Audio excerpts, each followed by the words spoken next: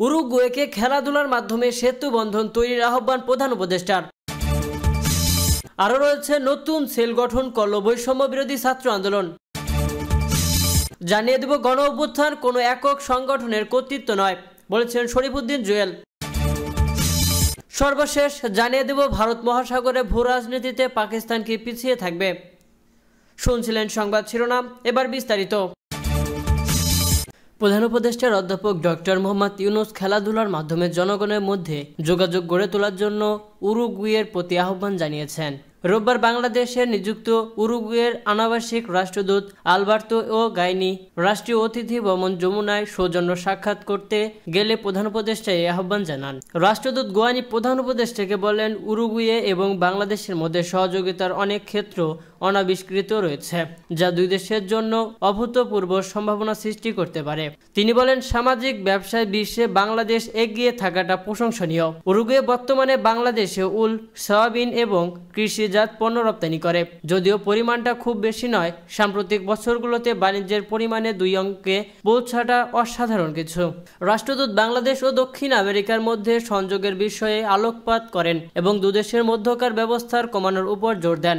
বাংলাদেশের ক্রীড়া, বিশেষ করে ফুটবলের জনপ্রিয়তার কথা উল্লেখ করে ডক্টর মোহাম্মদ ইউনূস বলেন, দুদেশের খেলাধুলার প্রতি অনুরাগ রয়েছে, বিশেষ করে ফুটবল। আমরা এর মাধ্যমে সংযোগ স্থাপন করতে পারি।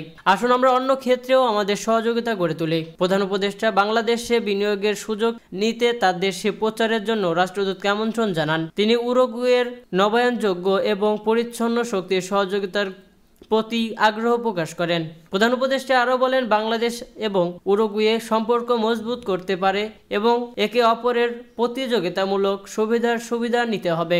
বাংলাদেশ তরুণ ও উদ্যমী মানব সম্পদ দিয়ে উরুগুয়েকে সমর্থন করে এবং উরুগুয়ে বাংলাদেশকে প্রযুক্তি ও দক্ষতা দিয়ে সহায়তা করে। প্রফেসর ইউনূস প্রবৃত্তি ত্বরান্বিত করতে বিডা সহ প্রাসঙ্গিক সুবিধা প্রদানকারী কর্তৃপক্ষের সঙ্গে যোগাযোগের জন্য আলবার্তো ও গাইনিকে পরামর্শ দেন।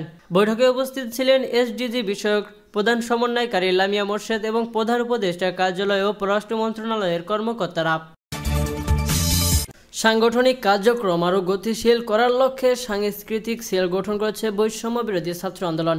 আজ রোববার সংগঠনের অফিসিয়াল ফেসবুক পেজে 24 সদস্য বিশিষ্ট সেলের স্মারক প্রকাশ করা হয়েছে। বৈষম্য বিরোধী ছাত্র আন্দোলনের আহ্বায়ক হাসনাত আবদুল্লাহ ও সদস্য সচিব আরিফ সোহেল এ সেলের অনুমোদন দিয়েছেন। নতুন এ সেলের সম্পাদক করা হয়েছে সালাউদ্দিন জামিল সৌরভকে। সেলের সদস্য হিসেবে রয়েছেন রাদমান হোসেন অনব, ঐতিহাসিক আনোয়ার ওহি, উচো থুয়াই মারমা, মোহাম্মদ সাইফুল্লাহ, সাকিব হাসান, মেহরুন মিম, সাদিয়া ইয়াসমিন ঐতিহ্য, ফারহানা ইয়াসমিন, দেশ রহমান শাহিদ, রাইদ হোসেন, রেজাউনা এলমি সেমিয়া, জান্নাতুল ফেরদৌস জুসি, তাহমিদ শাহরিয়ার, মারুফ হোসেন প্রান্ত, রিয়াজুর রহমান আবির, মোহাম্মদ মঈনুদ্দিন, মোহাম্মদ আবির হাসান আনন্দ, নুসরাত জাহান ফাতেমা, মোহাম্মদ জাহিদুল ইসলাম সানাউল্লাহ, মোহাম্মদ মুবাশশিরুজ্জামান, সুমাইয়া বিনতে সাইদ, সাহেব নূর মিতুল। এর আগে সর্বশেষ গত 28 জানুয়ারি কমিউনিটি অ্যাফেয়ার্স সেল ও 29 জানুয়ারি কৃষি ও পরিবেশ বিষয়ক সেল অনুমোদন দিয়েছিল জুলাই আন্দোলনের নেতৃত্ব দেওয়া সংগঠনটি। ছাত্র জনতার গণ অভ্যুত্থান কোনো একক সংগঠনের কর্তৃত্ব নয় বলে মন্তব্য করেছেন জাতীয়তাবাদী যুবদল ঢাকা মহানগর উত্তরের আহ্বায়ক শরীফউদ্দীন জুয়েল। তিনি বলেছেন, এই অভ্যুত্থান বাংলাদেশের আপামর জনগণের অংশগ্রহণের মাধ্যমে সফল হয়েছে।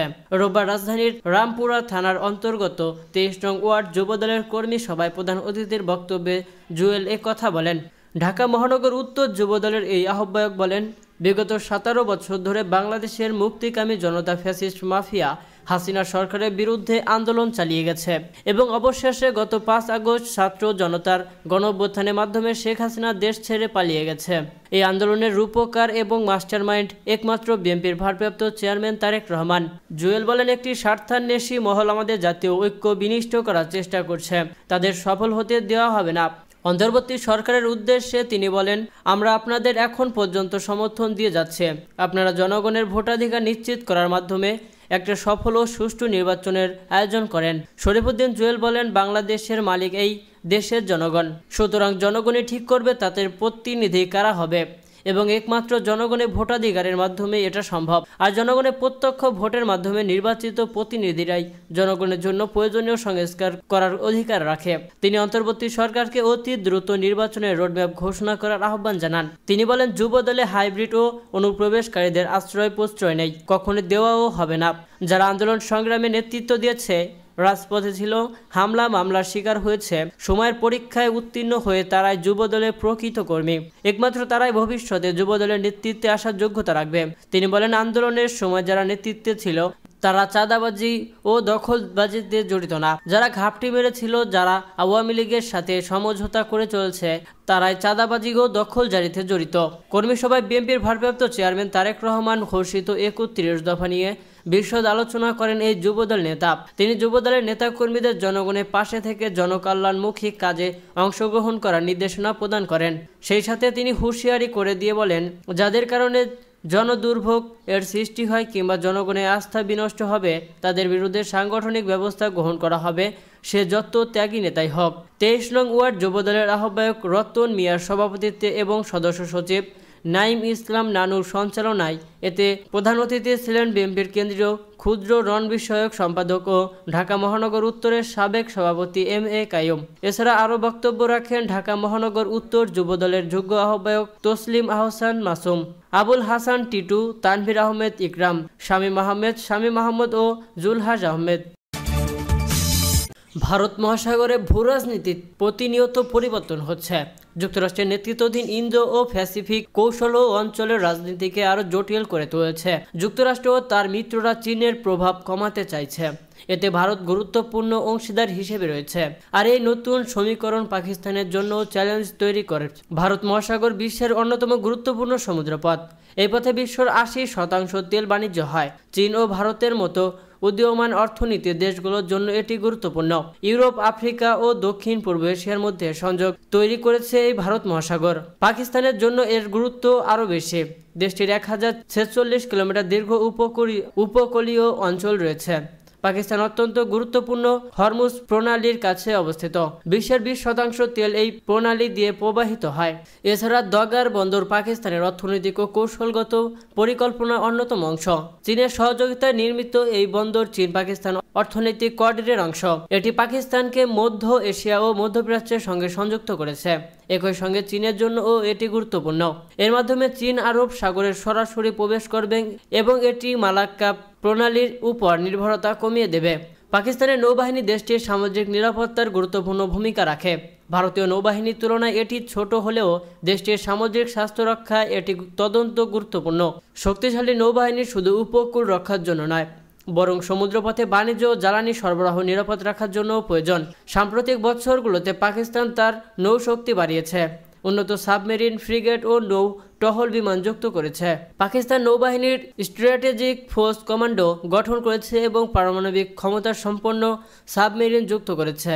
এর মাধ্যমে ভারত মহাসাগরে পাকিস্তানের প্রতিরক্ষা আরও শক্তিশালী হয়েছে। এটি ভারতের নৌবাহিনীর আধিপত্যের ভারসাম্য রক্ষার সহায়তা করবে। যুক্তরাষ্ট্রের ইন্দো প্যাসিফিক কৌশলের কারণে ভারত মহাসাগরে ভূরাজনীতিতে নতুন মাত্রা যোগ হয়েছে। যুক্তরাষ্ট্র ও তার মিত্ররা চীনের প্রভাব কমাতে চাইছে, ফলে ভারত যুক্তরাষ্ট্রের ঘনিষ্ঠ মিত্র হয়ে উঠেছে। এতে পাকিস্তান একটি কঠিন অবস্থানে পড়েছে। একদিকে চীনের সঙ্গে তার কৌশলগত সম্পর্ক, অন্যদিকে যুক্তরাষ্ট্রের সঙ্গে সুসম্পর্ক বজায় রাখতে হচ্ছে। ভারত মহাসাগরের বৃহত্তর ভূরাজনৈতিক কাঠামোয় পাকিস্তানের অন্তর্ভুক্তি গুরুত্বপূর্ণ। চীনের বেল্ট অ্যান্ড রোড ইনিশিয়েটিভের অংশ হিসেবে পাকিস্তানের ভূমিকা দিন দিন বাড়ছে। চীন পাকিস্তান অর্থনৈতিক করিডর ও গদার বন্দর পাকিস্তানকে আরও গুরুত্বপূর্ণ করে তুলেছে।